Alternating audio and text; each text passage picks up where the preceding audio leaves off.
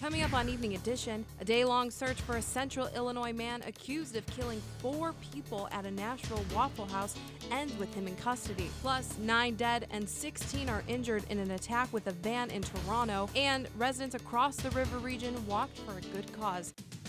Live from Southern Illinois University, you're watching River Region Evening Edition. The Central Illinois man accused of killing 4 people at a Nashville area Waffle House is now in custody. Good evening and thank you for joining us on this busy Monday evening. I'm Jordan Taylor.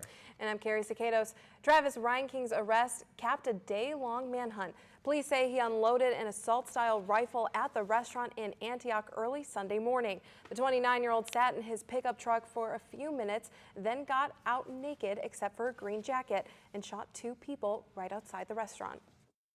Custody, the detectives went, cut off the backpack off of him because he was in cuffs. When they looked into the backpack, they saw a silver Kimber semi-automatic weapon with .45 caliber ammunition, a flashlight, and a holster on his person.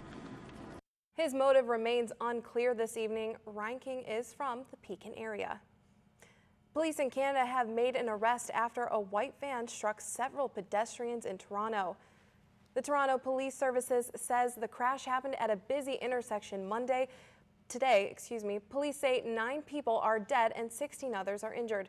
A witness says the vehicle was traveling at high speed on the sidewalk at the time. Police have arrested a suspect but have not released any details about the arrest. The van appears to belong to a rental company called Ryder. An off-duty Dalton, Illinois police officer was hospitalized in serious condition after being shot in an attempted robbery. The incident occurred just after midnight as 55-year-old Daryl Hope was arriving at his home.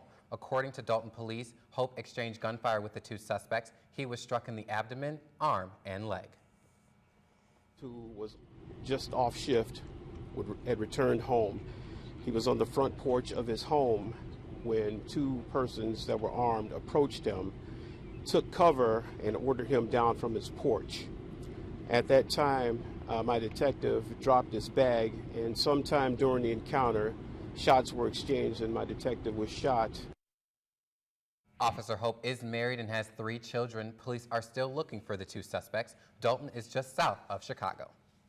And in more news, State Police District 22 will participate in Illinois Distracted Driving Awareness Week again.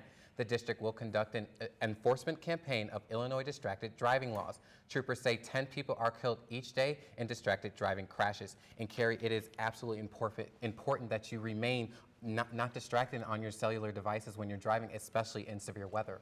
Exactly. I know for the most part of the day we did see rain, so drivers had to especially be safe today. Devin, but how's it looking for the rest of the evening? Sporadic rain showers that we've seen throughout the day and they're going to continue on into the evening. Around 10 p.m. tonight, we're going to be seeing some clouds and some sporadic rain as it goes on with a temperature around 57. That should turn into some fog later on into the morning. And the morning around 7 a.m., if you're walking to class, going somewhere, you're going to need your rain boots and umbrella because we're going to be getting some more showers with a temperature around 53 degrees. As the day goes on, we're going to be seeing some more clouds, kind of like we did today with a temperature of around 58. So it will warm up, but we are going to be getting those April showers. We're going to be seeing some more later on this week of that, but the lowest high that we have this week is around 59 degrees. So the temperatures are heating up and we are getting more into that spring summer weather. All that's coming up in your 5-day forecast plus more, so stick around. Thanks, Devin. We look forward to those warmer temperatures. In more news, the Champaign-based bus company Suburban Express is facing a state lawsuit alleging the company has discriminated against and harassed customers and their families. Illinois Attorney General Lisa Madigan said her office is suing the company and owner Dennis Topin. The lawsuit is in response to a December mass marketing email that many recipients found truly shocking.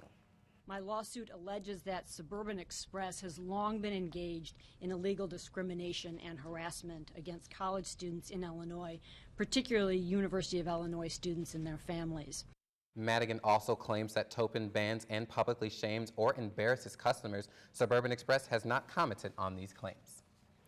Over 100 individuals from the River Region area teamed up this weekend to walk for a good cause. An Evening Edition reporter Holly Peipenberg takes us on this walk. Get moving! Hundreds stepped forward on Saturday to raise funds for multiple sclerosis research. Participants raised money leading up to the walk, then hit the pavement for 1 to 3 miles. The disease, commonly known as MS, damages the central nervous system and interrupts signals to the brain. This nerve damage can cause anything from an uncontrollable tingling sensation to vision loss to complete loss of muscle coordination. Walkers at Saturday's event hope to raise money that will support research and raise awareness of the disease their loved ones face. Makes them aware of the struggles that they actually go through and the need for research. Individuals raised over $17,000 by Saturday's walk, but they aren't done yet. They hope to meet their $35,000 goal by the end of the month. If you would like to support their cause, you can visit the Carbondale page on nationalmssociety.org. Ahead on Evening Edition, Missouri lawmakers say their governor is complicating their lives needlessly. And a Senate committee is expected to vote on Mike Pompeo's nomination as Secretary of State. Stay tuned. You're watching Evening Edition at 5.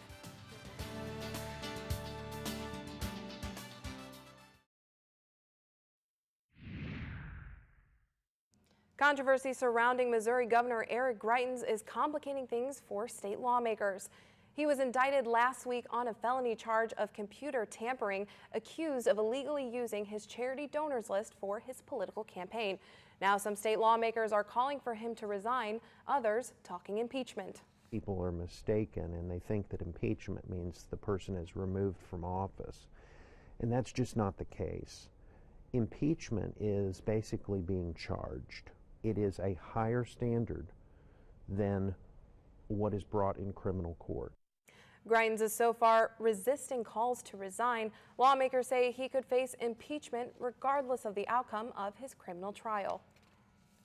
President Trump is having a tough time filling his cabinet. This week, Congress is scheduled to hear from the man picked to lead the VA, Ronnie Jackson. And tonight, a Senate committee is expected to vote on Mike Pompeo's nomination for Secretary of State.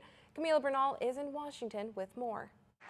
Despite praise from the president, I think Mike Pompeo will go down as one of the great Secretary of States. Mike Pompeo is feeling the heat. The fact that he's been against the Iran deal and the idea that he may take the president basically in a very hawkish and wrong direction.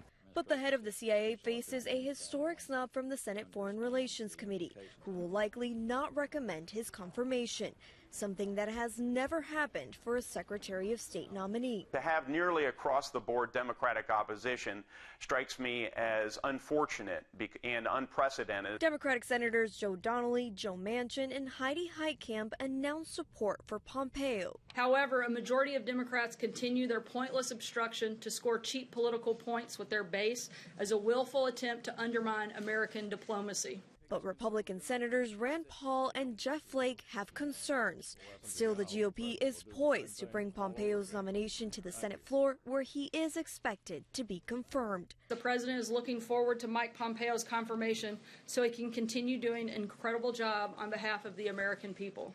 Another nominee not getting a pass, President Trump's doctor turned pick to lead the VA, Ronnie Jackson. Senior GOP aides say Jackson is the most vulnerable nominee on the docket, but we won't have to wait long to see how senators react. Jackson's confirmation hearing is on Wednesday. In Washington, I'm Camila Bernal. Senator Ron Paul now says he will support Pompeo's nomination, though he was initially opposed. French President Emmanuel Macron arrived at Andrews Air Force Base earlier this morning for the state meeting with President Trump. The President and First Lady Melania are hosting the French President and his wife. Macron hopes to discuss many issues with the President, including trade, our country's security, and military issues involving both countries. It is the first official state visit of Trump's administration.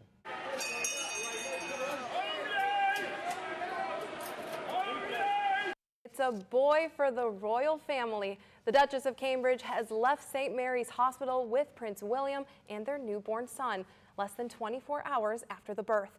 They returned to their home in Kensington Palace. Their other two children, 4-year-old Prince George and 2-year-old Princess Charlotte, left the hospital earlier after a short visit.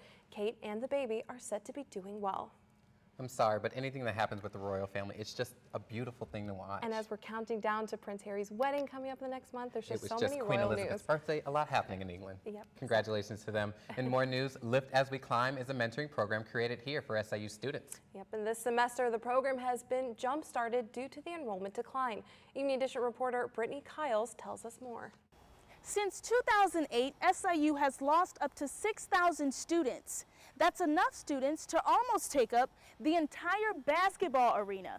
In response to the decreasing numbers, SIU will close the East Campus high-rises and house new incoming and returning students in Thompson Point. These declining numbers stem from financial instability, campus climate, and retention. Concerns about the effects of the plan have caused many protests on campus and even driving some students to take matters into their own hands. Michaela Barrett, Vice President of LAWC and activist for SIU students, thinks the program will help fight against the loss of students by helping them get more involved. When it comes to feeling welcomed, that's definitely when that mentor is like, hey, let's go out for some ice cream, or hey, let's go out to this event together. Hey, did you know this is going on? LaDeja Dean, president of Lift As We Climb, founded the mentoring program to help SIU students in need of help. Anybody and anyone who feel like they may need help, we are here for you. Like, that is our aim, is to help all SIU students achieve their dreams in, pursuing that degree. Barrett thinks their mentoring program is different from others. I'm just saying that a student will be able to relate to a student better compared to a faculty or administrator, because we are going through the same things. We are experiencing the same things. LAWC offers mentoring to all students and are still accepting applications. For River Region Evening Edition, I'm Brittany Kiles. And if you'd like, you can head to the group's barbecue going on right now at the Student Services Building until 8 o'clock this evening. For more information, contact their president, LaDeja Dean, at the email address at the bottom of your screen. Well, I hope while they're barbecuing out there, they're not dealing with any rain. We did have a damp day here in our region, but are we going to dry out anytime soon? I hope that answer is yes. Deva Dom is in with an update on her forecast. And on Wall Street, stocks ended the day with mixed results. Stay tuned for the nightly business report coming up in the next half hour.